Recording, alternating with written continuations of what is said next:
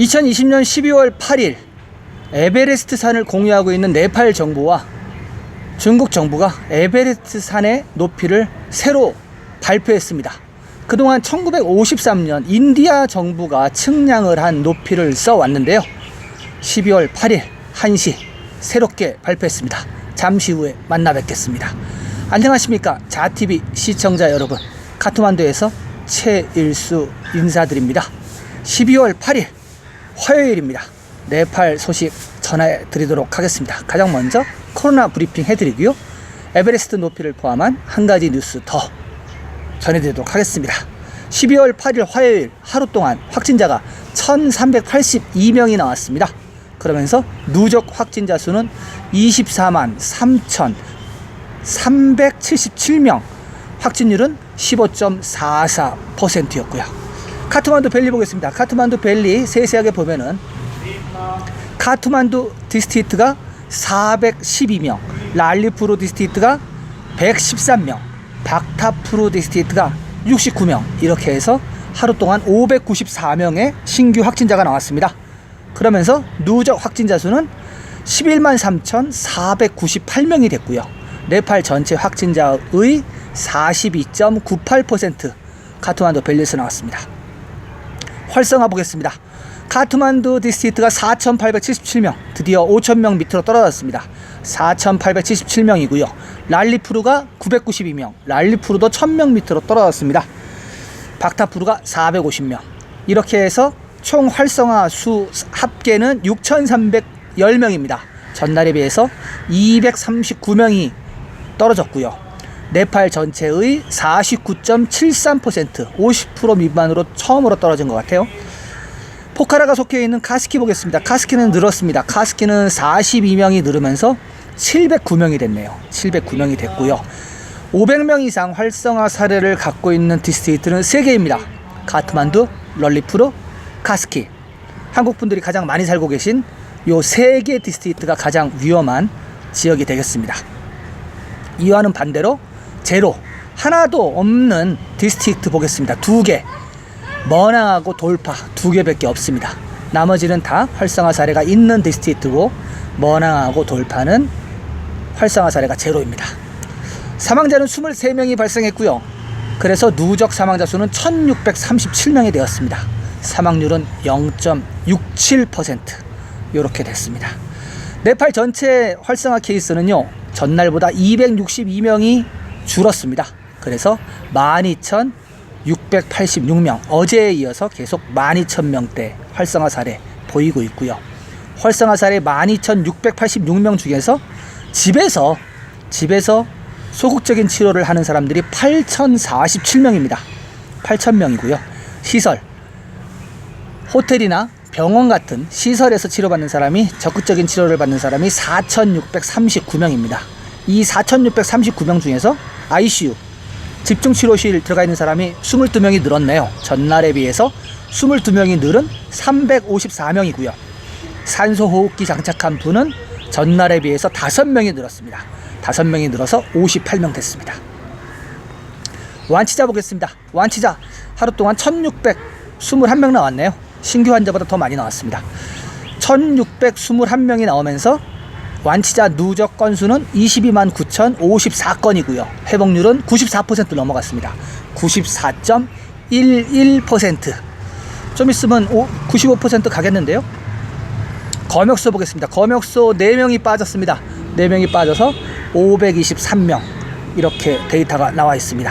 PCR 테스트는요, 하루 동안 8,947건, 6,000건대 2번 하다가 8,000건대로 올라가면 칭찬해줘야 되나요?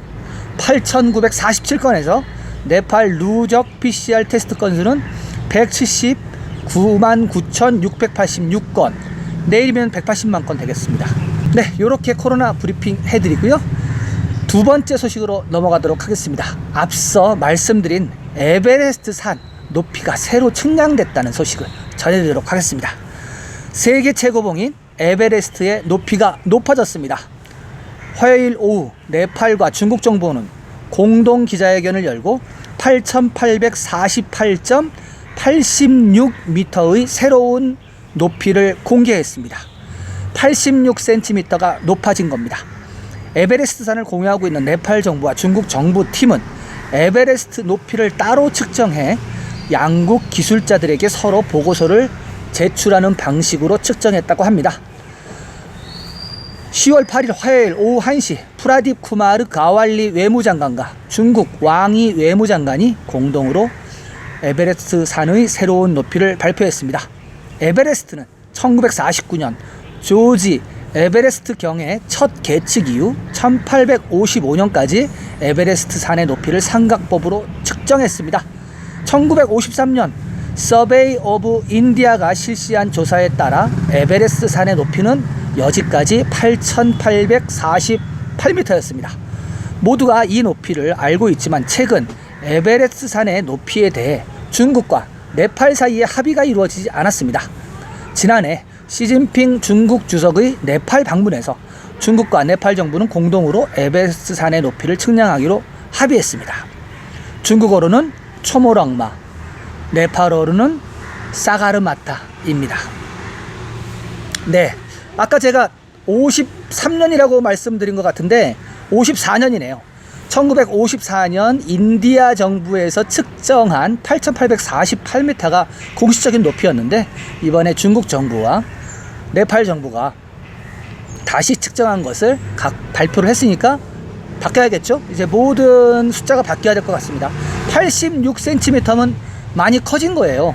이게 왜 높이를 이렇게 새로 계측할 필요가 있었냐면은 2015년 그 네팔 대지진 때 밑에서 누르는 에너지가 굉장히 많이 치고 올라갔거든요. 그래서 대부분의 산들이 조금씩 올라갔다라고 이 측량하시는 분들이 다 얘기해서 그러면 에베레스트 산도 높아지지 않았을까라는 그런 합리적인 의구심이 있었습니다.